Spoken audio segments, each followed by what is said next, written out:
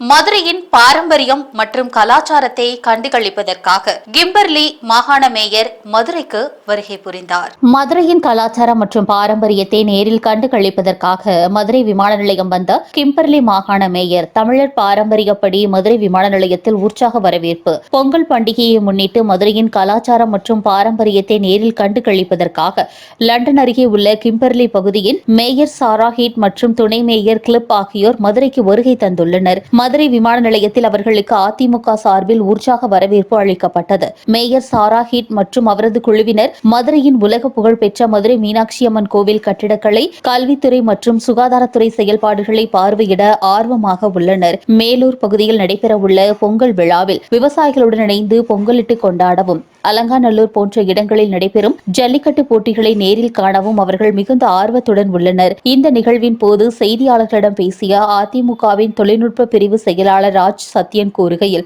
வெளிநாட்டு பிரதிநிதிகளை முறையாக வரவேற்க மதுரை மாநகராட்சி தவறிவிட்டதாக குற்றம் சாட்டினார். மதுரையின் விருந்தோம்பல் பண்பிற்கு இது ஒரு பின்னடைவு என்றும் தனது பயணம் குறித்து பேசிய மேயர் சாரா ஹீட் கூறுகையில், தமிழ் மக்களின் அன்பான வரவேற்பும் உபசரிப்பும் என்னை நெகிழ செய்துள்ளது. மதுரையின் கலாச்சாரத்தை அறியவும் ஜல்லிக்கட்டு போட்டிகளை காணவும் தான் மிகுந்த ஆவலோடு இருக்கிறேன் என்றும் தெரிவித்தார். இந்த பயணத்தின் மூலம் மதுரை மற்றும் லண்டன் இடையிலான கலாச்சார உறவுகள் மேம்படும் என்றும் மதுரையை ஒரு இரட்டை நகரம் திட்டத்தின் கீழ் இணைப்பதற்கான சாத்தியக்கூறுகள் குறித்தும் ஆலோசிக்கப்பட உள்ளது.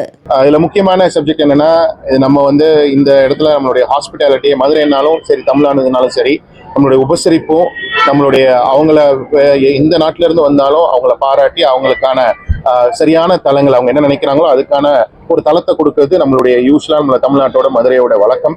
பட் இந்த மதுரை மாநகராட்சி அவங்கள முதல்ல ஒரு தடவை இன்வைட் பண்ணிட்டு அதுக்கப்புறம் அதுக்கான முறையான செயல்பாடுகள் செய்யாதது இது ஒரு மிகப்பெரிய ஒரு வருத்தத்துக்குரிய சில விஷயங்களா இருந்துச்சு.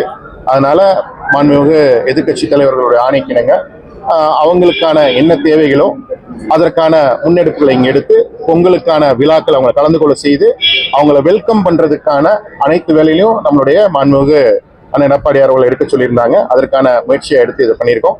அதை தாண்டி ரொம்ப முக்கியமான சப்ஜெக்ட் என்னன்னா, இவங்க நம்ம ஒரு சாதாரண நம்ம வீட்டுக்கு வரவங்கள வரவேற்கணும்ன்றது ஒரு மிக அடிப்படையான விஷயம். அதை கூட செய்யாத இந்த அரசாங்கம் எப்படி தொழில் முறைகளை வரவேற்க போது, எப்படி மற்ற விஷயங்களை நிர்வாக திறமைகள்ல எப்படி அவங்க செயல்பட போறாங்க அப்படின்றது மிகக்குரிய கேள்விக்குறியா இருக்கு. பட் இந்த இடத்துல அதை அரசியலாக்க வேண்டாம்னு நினைக்கிறேன். ஸோ இன்னைக்கு அவங்கள மிக முறையான ஒரு வரவேற்பை கொடுத்து அவங்களுக்கான ஒரு பொங்கல் விழாக்களை தொடர்ந்து சுத்தி காமிச்சு தொடர்ந்து அவங்களுக்கான வரவேற்பை முறையாக கொடுப்பது அனைத்து இந்திய அண்ணா திராவிட முன்னேற்ற கழக பொதுச் செயலாளரோட ஆணைக்கிணங்க நம்மளுடைய வரவேற்பை கொடுப்போம்னு நினைக்கிறேன்.